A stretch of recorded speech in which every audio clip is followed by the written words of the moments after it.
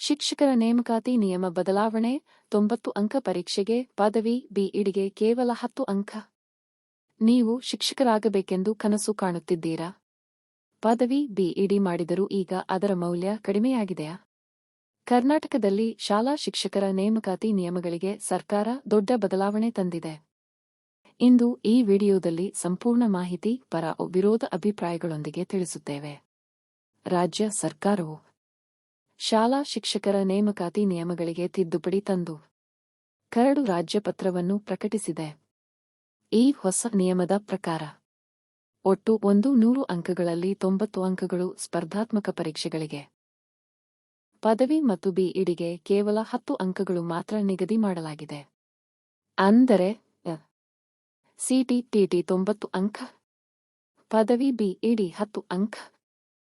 6 ರಿಂದ 8ನೇ ತರಗತಿ ಶಿಕ್ಷಕರಿಗೆ ಹೊಸ ಅಂಕ ವ್ಯವಸ್ಥೆ.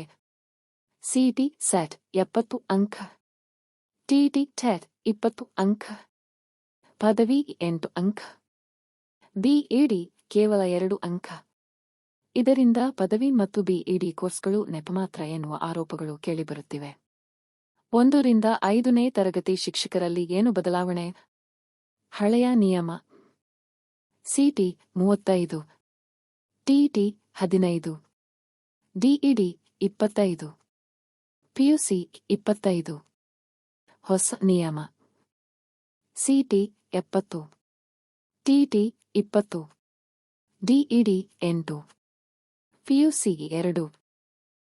ಸ್ಪರ್ಧಾತ್ಮಕ ಪರೀಕ್ಷೆಗಳಿಗೆ ಭಾರೀ ಆದ್ಯತೆ. ಬಡ್ತಿ ನಿಯಮಗಳಲ್ಲೂ ಬದಲಾವಣೆ. ಪ್ರಾಥಮಿಕ ಶಾಲಾ ಮುಖ್ಯ ಶಿಕ್ಷಕರು, ಪ್ರೌಢಶಾಲಾ ಸಹ ಶಿಕ್ಷಕರು, ಗ್ರೇಡ್ 2 ಶಿಕ್ಷಕರಾಗಿ ಬಡ್ತಿ ಪಡೆಯಲು ಈಗ ಕನಿಷ್ಠ 12 ವರ್ಷ ಸೇವೆ ಕಡ್ಡಾಯ. ಮುಂಬರುವ ನಿಯಮದಲ್ಲಿ 5 ವರ್ಷ ಇದ್ದದ್ದು ಈಗ 12 ವರ್ಷ. ಪಿಎಸ್ಟಿ ಜಿಪಿಟಿ 2:1 ಅನುಪಾತ. ಆಕ್ಷೇಪಣೆ ಸಲ್ಲಿಸಲು ಅವಕಾಶ. ಈ ಕರಡು ನಿಯಮಗಳಿಗೆ 15 ದಿನಗಳ ಒಳಗೆ ಆಕ್ಷೇಪಣೆ ಸಲ್ಲಿಸಬಹುದು.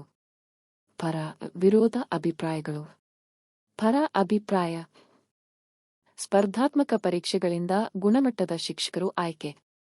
ಒಳಗಣ ಅಂಕಗಳಲ್ಲಿ ಅಸಮಾನತೆ ತಪ್ಪಿಸಲು ಸಹಾಯ. ವಿರೋಧ ಅಭಿಪ್ರಾಯ: ಕೊರೋನಾ ಸಮಯದಲ್ಲಿ ಹೆಚ್ಚು ಅಂಕ ಪಡೆದವರಿಗೆ ಲಾಭ, ಹಿಂದಿನ ಪದವೀಧರರಿಗೆ ಅನ್ಯಾಯ. ಬೋಧನಾ ಕೌಶಲ್ಯ ಕಲಿಸುವ ಬಿಇಡಿಗೆ ಹೆಚ್ಚು ಅಂಕ ಕೊಡಬೇಕು ಎಂಬ ವಾದ.